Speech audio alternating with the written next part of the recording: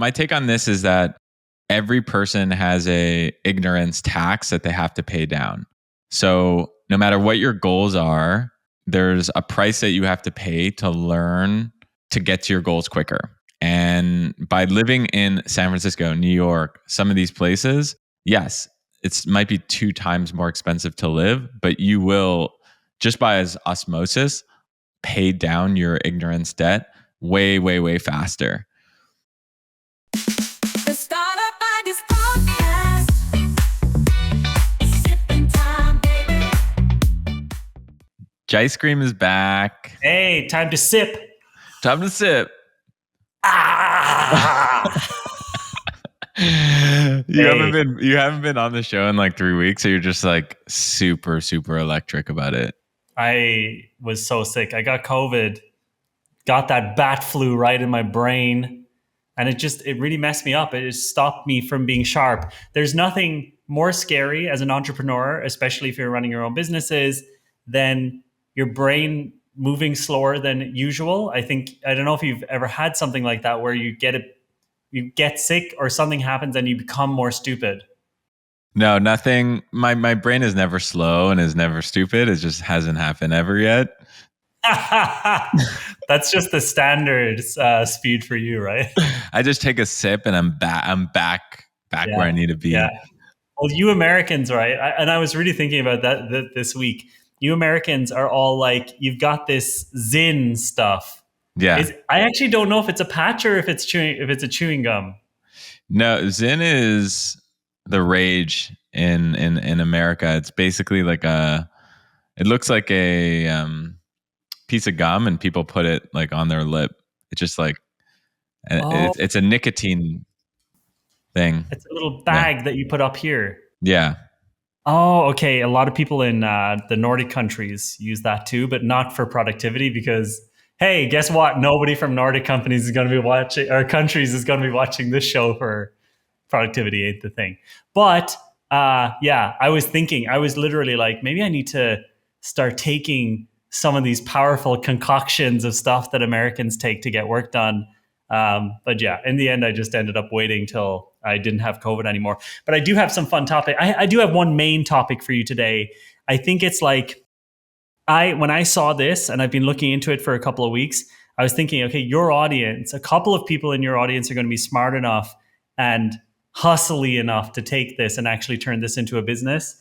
And it's based on, I'm in a couple of different entrepreneurial groups. And one of the groups I was in, I was listening to the call last week. Again, I was like out of my head with COVID, just like slow, sweaty, whatever. But I was listening to this woman and she was getting help with a marketing challenge. She was talking for a while. And eventually I was just like, I'm really sorry. Do you mind if I ask you how much your coaching program costs? And she said, oh, yeah, it's $38,000 per year. And I was like, what the fuck? How? And the reason I was so shocked is because what she's selling a program. It's not an online course. It's like a kind of 1-year program of coaching to teachers who don't want to be teachers anymore and who want to transition out of that career into being something else. And then I was like, okay, wait a minute.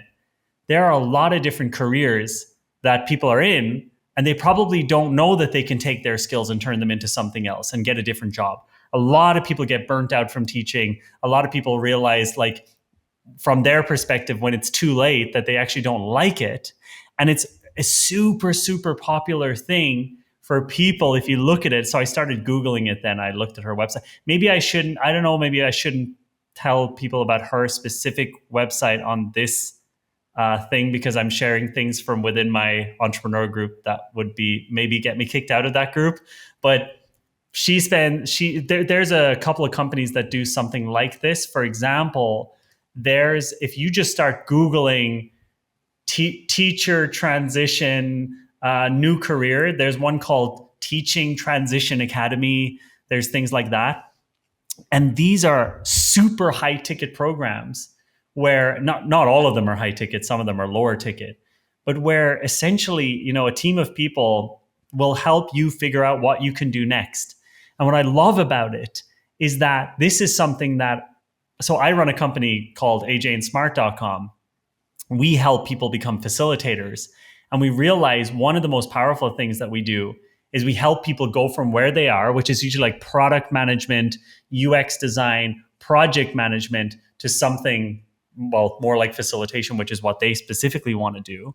But looking at this, I was like, you could literally take almost any job, like nursing, teaching, I still think is really underserved. I was looking at it. You could even look at consultants who go and work at McKinsey and then realize they don't like it. You could also look at things that are getting like laid off, like product managers. Really think about how could you actually help this person get in, and especially if they're later in life, maybe they already have a family, maybe they're already kind of locked down to where they live. How could you actually find something that could help these people, a program that could help these people? Or could you figure out an easy thing that they could retrain themselves on? And honestly, that can be a killer business. And I was just shocked when I was talking to her and she was like $38,000. Teachers pay $38,000, usually spread out over the 12 months. But I was completely shocked that this was, I honestly expected her to say maximum $3,000. Maximum. Hey everyone, if you're anything like me, you've got a ton of design work that you need. Websites, landing pages, emails, social assets, you name it. But you don't just want beautiful landing pages or beautiful websites. You want the stuff that's going to convert. You want the stuff that's going to actually drive value. That's where designscientist.com comes in. It's an agency that for one monthly price will do all your design work, all your copy work, all your engineering, and do stuff that actually scales your revenue. You don't need a designer. You need a design scientist. Let's go.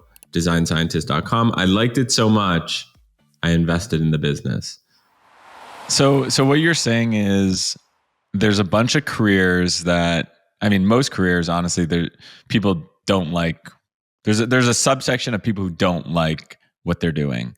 And there's an opportunity to get those people to create content to attract those people and then sell coaching and other services to help them transition from what they're doing to what they want to be doing. That's what you're saying. I think there's a couple of nuances to it that I would focus on if I was starting this business. I would focus on people who already have kids, who are already settled down where they live. Maybe their kids are just like starting to move out. Maybe they're starting to realize maybe this career isn't for me. So I wouldn't be targeting anybody like under 45, or maybe like it would be more like 40 and above. They'll also have more money to spend as well. So they'll have felt the pain also of being in the industry that they don't like for a long period of time. And so I think that's why teaching is such an amazing target. Like teachers often, I know a lot of teachers, they get to the certain point when they're like 35, 36, 37. My sister, for example, when she was 33, she transitioned into facilitation. I think it takes a while for them to realize, oh shit, like my salary is going to go up really slowly. I already know what my salary is going to be when I'm retiring. And this is what it's going to be like forever. And I think there are a lot of different jobs like that. Teaching is just one of the most obvious, but immediately for me, what I'm always thinking is, what would I do if AJ&Smart failed?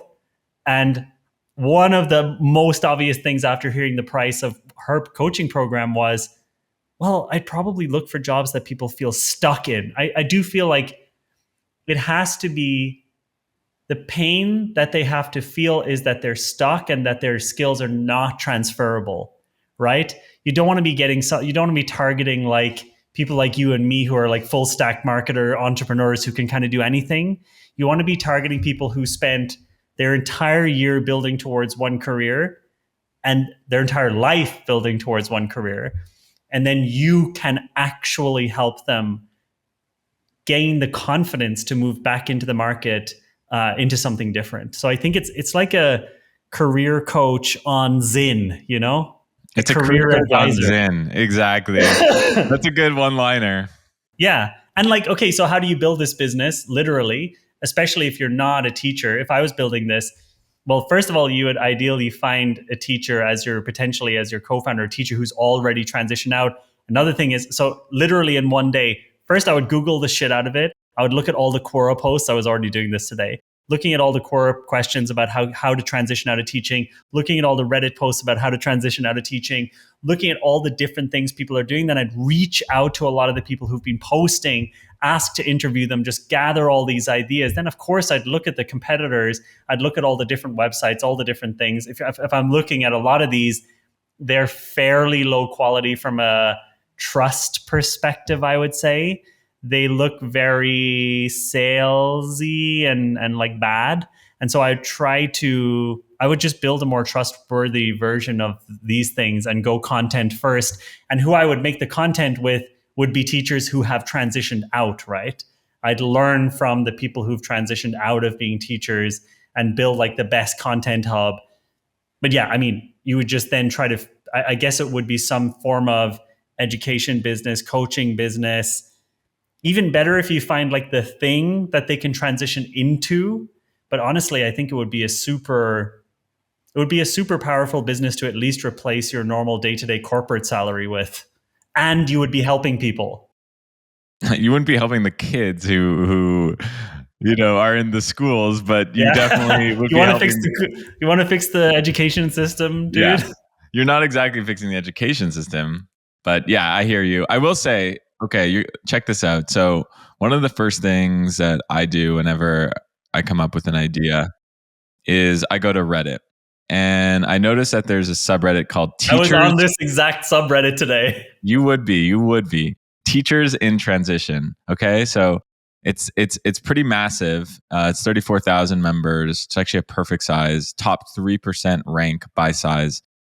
And one of the things I like to do is I go check the top posts. So this month, the top post is a post that says, in case anyone questions why 50% of teachers leave in their first 5 years.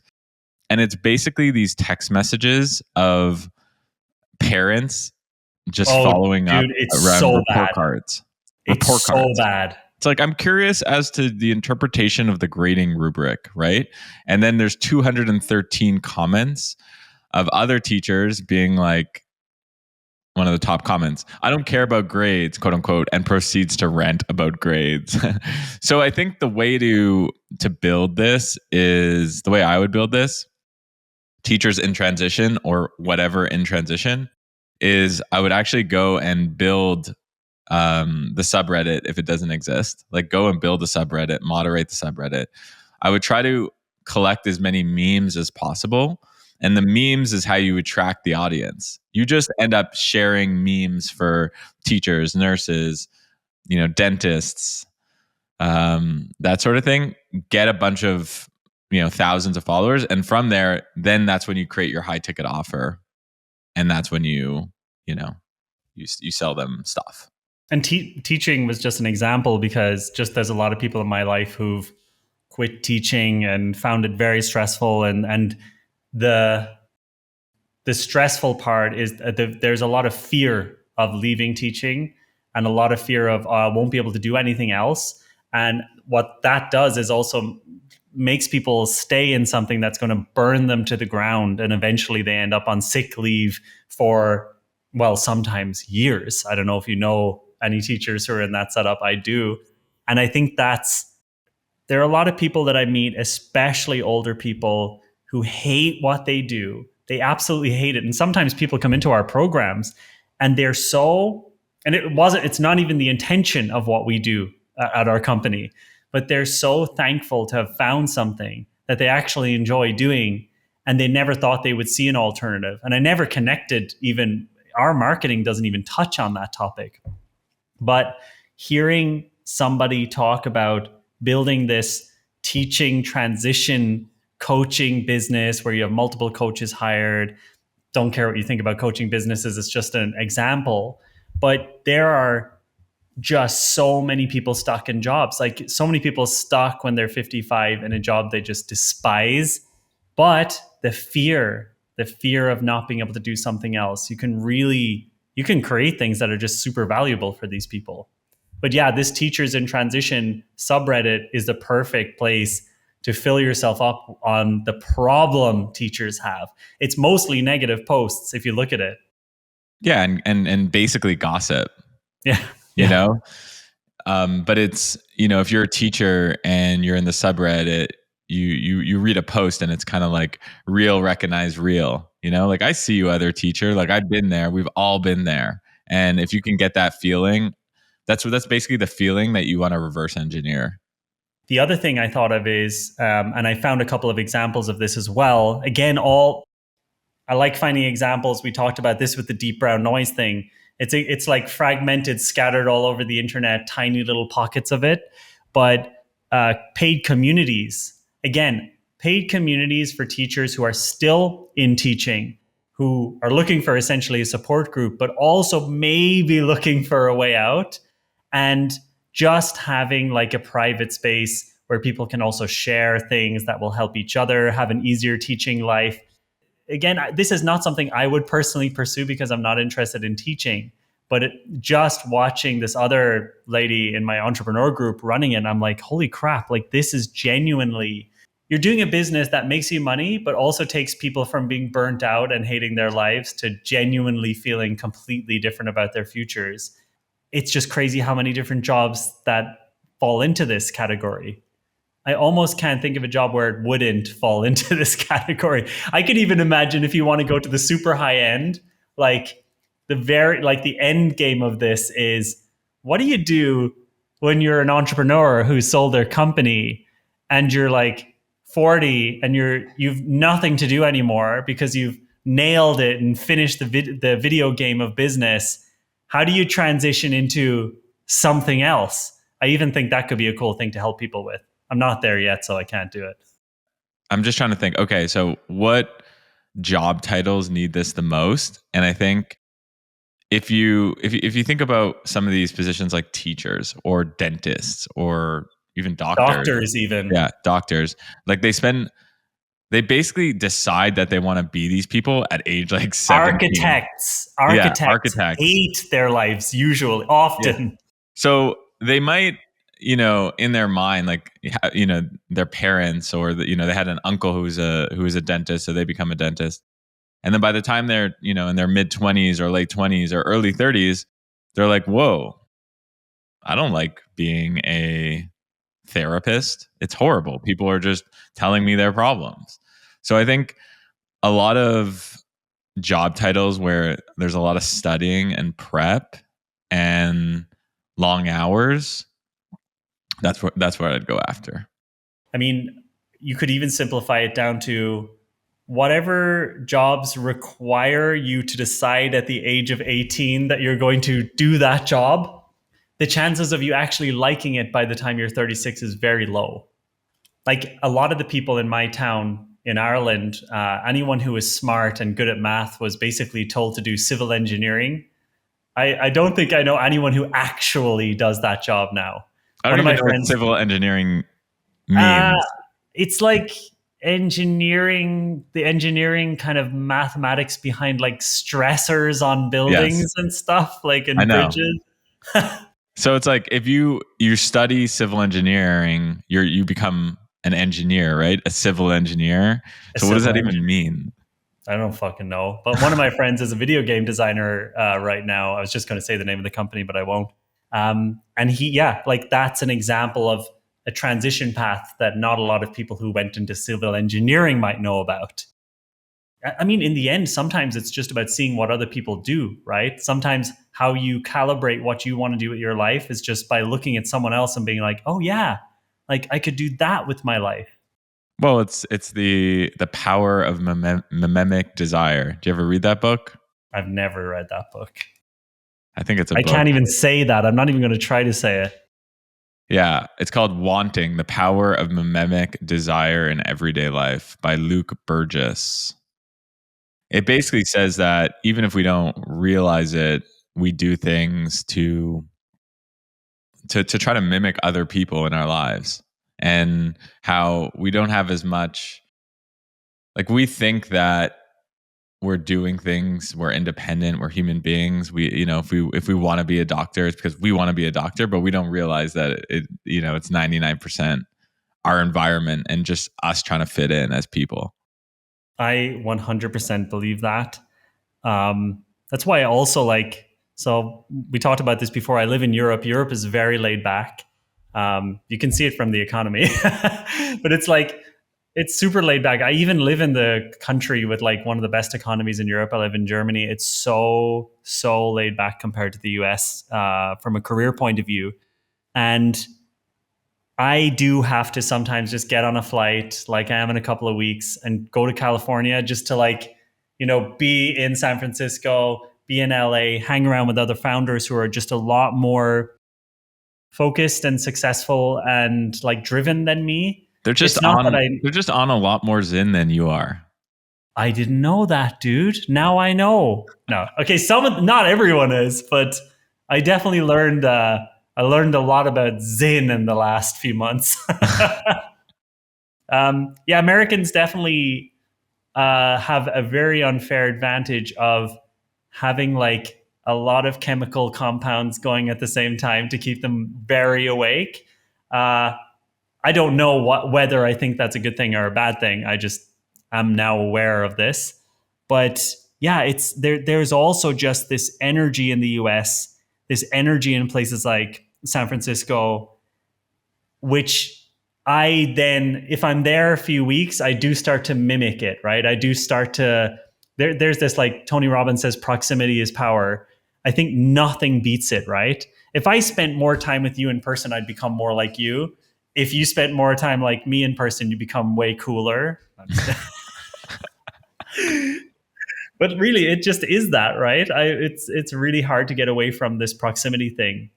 Totally separate topic, but it's also why I speak to a lot of entrepreneurs. I'm in a lot of entrepreneur groups, and one common problem people have is like things aren't working out for me, blah, blah, blah. And I often ask, where do you live? Like, as in, do you live like near where stuff is happening? Oh no, like during COVID, I moved out into the middle of nowhere, and like I've got this amazing house, but it's like 3 hours from anywhere. And I'm like, it's really hard to simulate the proximity thing. Like you do need to be near stuff physically, the energy. Like I live in Berlin and I live in an area that's super busy and there's a lot going on, and there's a momentum. There's something about, and not to say that being in a nice, peaceful, still place isn't a beautiful thing to have. It's just, if that's your day to day, you will also become more chill. You start to mimic that environment as well. I mean, where you look like you're in a pretty chill place right now, but you're often in Miami, right? Yeah, I mean, what you were describing, being in the middle of nowhere, is exactly where I am now. I'm in like literally looking at it, 95 acres of mountains, and there's no one around here. I'm in Canada, and so I like to live my life, from extremes. Miami is like you're in it, and here Yes. I'm like you're not in it. And sometimes I find it really helpful to dip in and out of the extremes. Yes. So for you, you're going to come to San Francisco. You're going to get this like dose or injection of Silicon Valley into your veins, but you're going to be taking your flight home, and on your flight you're going to be, wow, should I raise venture capital? And you're a guy who's never thought about raising venture capital in your life. And that's because if you spend enough time in San Francisco, you will think about raising a round, because that's For what sure. everyone does there. For sure. So then you're going to go down to LA, and on your flight leaving LA, you're going to be like, oh, I've always been thinking I should really get into vlogging because everyone wants to be famous in LA. So I think the hack is you have to write your goals. Like, what are your goals? Personal, career. And then cities can help you get to your goals. But too much of one city could also, kind of hurt personal goals or hurt other career goals. So I think that you should treat a city as just like a utility in a way, right? Like you get something out of it. But I want to say one quick thing, which is I also don't think you should be one of those people that are constantly on a flight, because if you don't have a home base, you don't have like a community, that's also just like a terrible way to live. I was gonna push you on that one, because I am really trying to build a community in my physical neighborhood here in Berlin. Like 2 nights ago, I was hanging out at my neighbor's house just downstairs. We're in a high-rise building, I guess. playing the new Elden Ring DLC. I'm cooking dinner for neighbors. I know the people working in the different shops here. So I do love to be integrated into my community. Yeah, this is interesting, right? A city is a utility. And this is a totally different topic. I guess we're just on topic 2. There's a lot of I I never I don't post about remote work versus in-person work and cities versus urban environments anymore, because people who are like who've made the decision to like no cities forever get so angry about it.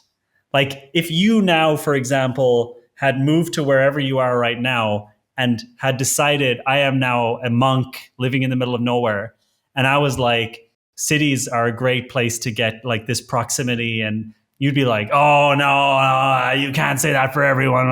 But because you're flexible and you can move between these two worlds, it doesn't bother you.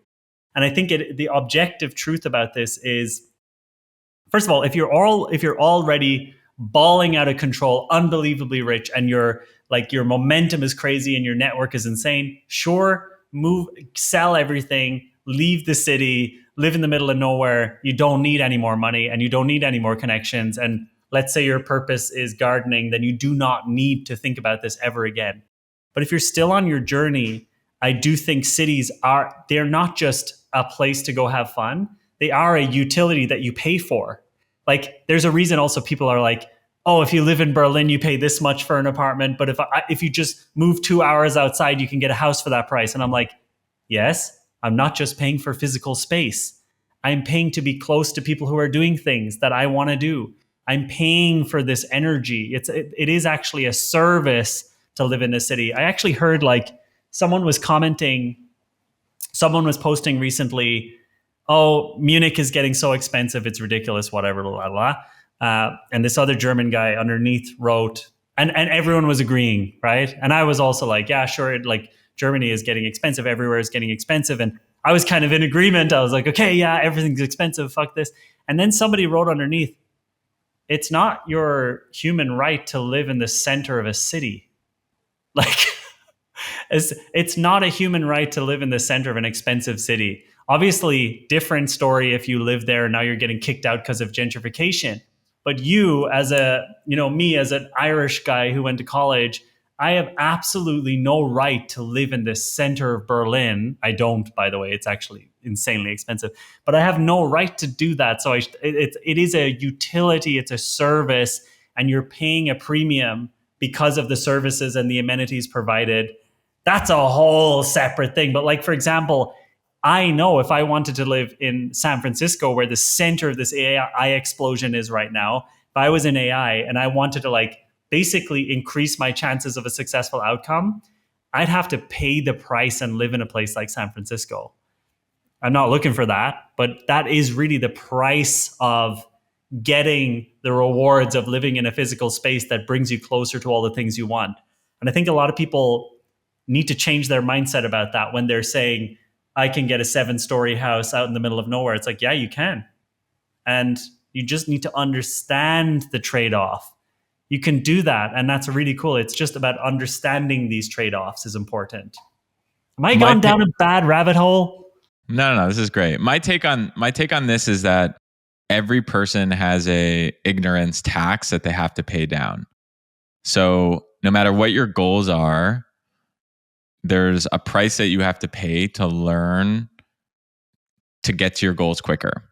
And by living in San Francisco, New York, some of these places, yes, it might be 2 times more expensive to live, but you will, just by as osmosis, pay down your ignorance tax, ignorance debt way, way, way faster. And the question for you is, or the person listening really is, at this stage in your life and with the amount of money that you have saved up, is it worth spending an extra $1,500 a month or whatever it is for the premium to potentially get an extra client a month or learn about how VCs work or, XYZ? That's what it is. It is absolutely that. Like a practical example of this is talking to someone today who is saying, like talking about digital marketing and how do I do this and how do I get calls, and like it's really difficult to get calls and da da da da.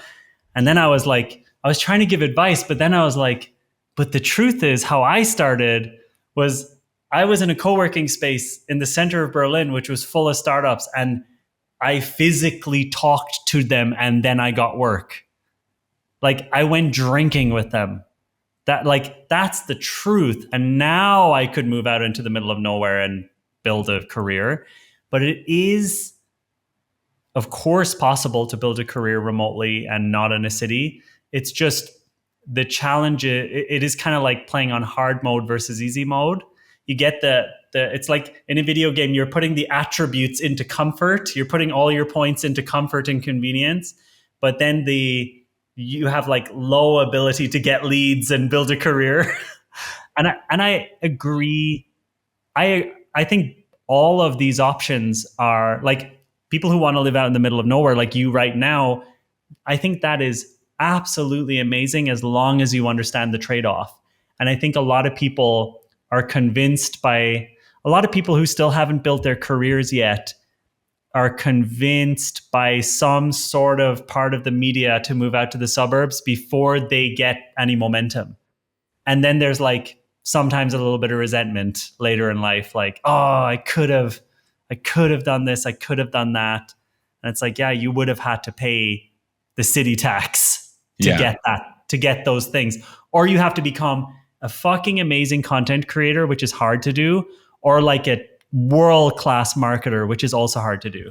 Yeah, I think you could move out to the suburbs or live off the grid if you build a big audience. Because then what is an audience? An audience is just puts you at the center of digital gravity. Yeah. And then it's all good because you don't need to be in New York. You don't need to be in San Francisco. You know, you're tweeting and you're getting 1 million views. Yes. But so if you're starting out or you just want to accelerate your career, I think you want to do both things. You want to do the digital gravity thing, and you want to build an audience, and that's kind of your insurance, and also it's your fallback plan for when you do. You've been in New York and you hit 30, and you're like, I'm tired of this. I need out. Totally, Yeah. dude. I want that insurance too. Yeah, who doesn't want that insurance? I think it's. Communist. I know again. Yeah, we've gone deeply into another topic, but I would love if some of my friends and entrepreneur friends had not jumped so aggressively on the COVID, everything is going to be remote now train, and now are like, oh, it's really weirdly hard to get work. Like, yeah, it is. It is difficult when you didn't get that momentum, career momentum before you went away. I think that's the challenge. I think there has been this like, it's back to your mimetic, the wanting book. I got to read this. I think the mimetic desire thing works more powerfully in person. It just has more of a powerful draw in person, but also, God damn it, in-person stuff's just easier to, it feels like it's easier to start a career when you're in an environment where just other people are doing that too. And you just like, for example, when I moved to Berlin, I just copied one of my friend's careers. He was a UX designer. We both studied digital media production. And I was just like, you're doing what? And like, we would go out drinking and I would talk to him about it. And then he'd show me his portfolio. He'd tell me how much he got paid. And like, I'm just like, I'm copying you, dude. Eric, thank you so much for letting me copy everything you did. I appreciate it, dude. But yeah, that shit would be very challenging to do where I come from, which is a small town in Ireland, because I don't know if there's a UX designer there. You know what I mean? A UX designer. I don't know if there's one. I don't know if there was one back when I was starting. I went down. We rabbited. Well, that's what we burrowed. do. That's what we do. We burrow. We burrow. You know, that's our style. How do you split your time between this place you are right now and Miami? I'm in Miami. Call it 7 to 8 months a year. 8 months a year probably, and then three months summertime here, and then maybe a month during the winter. So that's the other thing I like about here is it's got the craziest seasons of all time. It gets to like minus 45 degrees and like snows like 10 feet. And Miami is like, you know, the complete opposite of that. And it's like hurricane season right now. So I don't know. I like, yeah. I like, again, I like the diversity. I like, I find that I'm actually more productive up here. It's a great place to write. Like, think I'm in like a cabin in the woods, basically, right? So it's like so good for writing, so good for creativity. And that's also just helpful. Like, if I have like 10 blog posts I want to write, just fly up here, spend a week here, and fly back. That's so cool. And you know, here's the thing, audience, if I would spend more time with Greg, then I would get more successful and be able to have two places where I live. So I just need to spend more time in Greg's proximity, absorbing his energy, and then just those dollars come flying in. That's how it's going to work. I think we can end it here. I got to ask people to like on YouTube if you enjoyed this. Apparently liking for the algorithm is a thing. Please like it. Please like it and subscribe, and then leave us a review on Spotify and Apple if you're listening there. Yeah, thank you so much, everybody. Appreciate your time. And have a good one, everyone. Later. Should we sip it out? Let's sip it out.